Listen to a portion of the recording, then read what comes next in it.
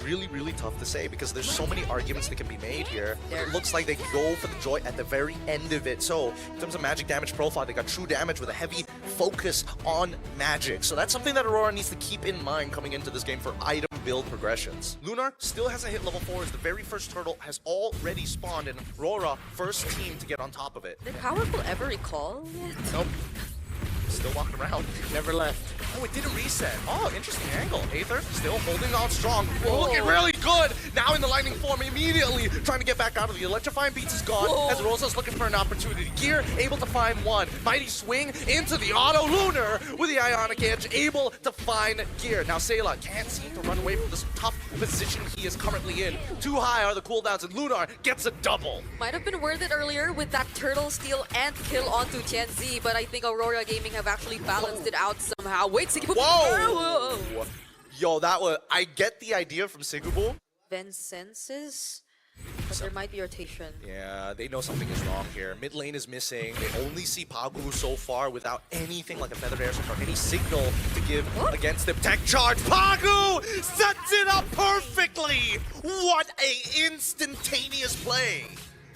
They made that look easy. Yeah, and that was such a quick decision from Aurora Gaming. These members of Aurora, specifically that Grok, Tianzi's nearby, they could go for the full commit in just a bit. Oh, Doroth's been watching out for Oh! Flicker in from the tech charge onto Pagu instantly with the blazing noise coming in from Sigiboo. The feather airstrike is good as Ven is out of fight. AOG to cut them off. As you can see, that Gear gets into the line and secures the turtle. Pagu might be the next to fall as a stolen tech charge finds the counter engage to cancel out Sigiboom's BMI.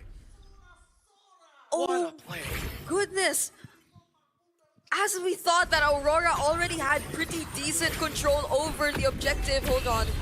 Does Lunar actually get to clear this? I think he will. He should be okay. I don't think they wanted to dive the Uranus just yet, but they're setting up for it. Luna, he does get his ult just in time. He can pop it at any moment. Just waiting for it. The engagement coming in, the lightning form coming in from here. He can deal with the damage, but Lunar just does not care. Pops the ult early as Aether. Now looking for an opportunity. Electrifying Beats realizes Rosa's too healthy. Not enough damage. They back off for now. But they will play it safe. What a position that they were in. They could have easily just jumped onto Powerful, but they don't want the counter engage coming in from the people just yet, right? As we see Ven now baited into a fight that he cannot win. Luckily, the spin light wheel is able to catch two. Buys time as Pagu is going to go right onto Ven. Even Lunar as well with the Ionic Edge finds it with the help of Pagu. Good stuff coming in from Aurora. Great late entries by Pagu. Again, tech charge on point. Not the big team set, but at the end of the day, it's a kill onto the gold laner. Aether already started off the turtle earlier. Gear and Powerful are here. Can Aether get a kill? Oh, Rosa, wings by wings. Electrifying Beat's going to be popped a little late here on purpose. Waiting for the opportunity for a feathered airstrike as TNT is able to secure it. Oh, the engage coming in from here, almost good. Didn't catch two. Double flickers were committed though. As Aurora Gaming walk away, they at least get the turtle. Yep, first objective that goes over to Aurora Gaming, and I don't think they really wanted to look for a fight after that. Tianzi, they're probably waiting for the Trinity to come in for Sigiboom before actually trying to look for a fight so that they're a bit more confident in terms of the damage output that they'll be able to provide, because I think he's lacking just one more before actually completing it. Oh, wait! Oh. Blazing Duet already coming out towards Aether's side. Electrifying Beast by side. Sigiboom flickers forward with the help of Rosa. They secure it. That's Aether down. What a catch. Pretty interesting. I like the way that Sigiboom plays, but now Lunar has opened up the entire map knowing the Gear is alone. Sigiboom gets free auto attacks, but he backs off. But now Evil are forced under their turrets. They don't have an... Or they do have an idea that Powerful's here. Oh no! And they catch him. Powerful uses the tries to use the AOG. Can't get it! He gets CC time and time again as Gears look for a counter engagement of his own. Maybe anti-CC, but still, they're just waiting it out. They're bleeding them dry. And Aurora wait out the abilities, wait out the timers for a no contest on the Lord. Here comes Aether onto Rosa. Electrifying Beats as well. Cancel out. Can't get over the wall. How could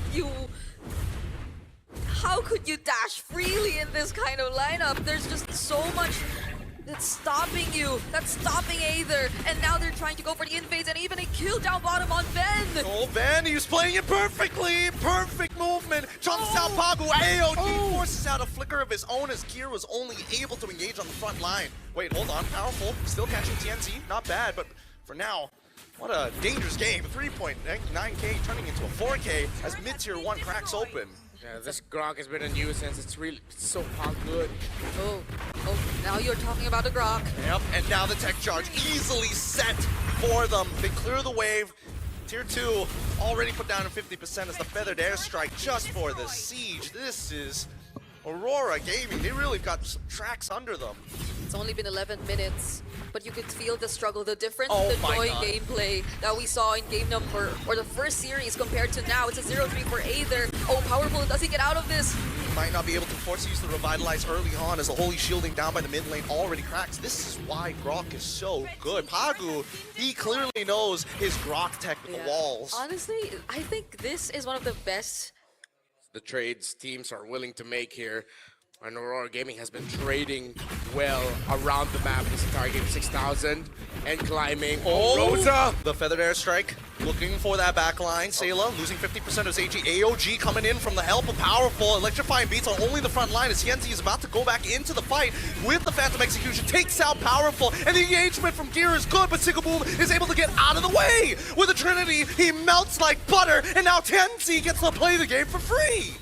It's fortunate timing there for Evil. I know they decided to want to take the fight because they saw that the tech charge was already committed, but still they could not get the right start to it.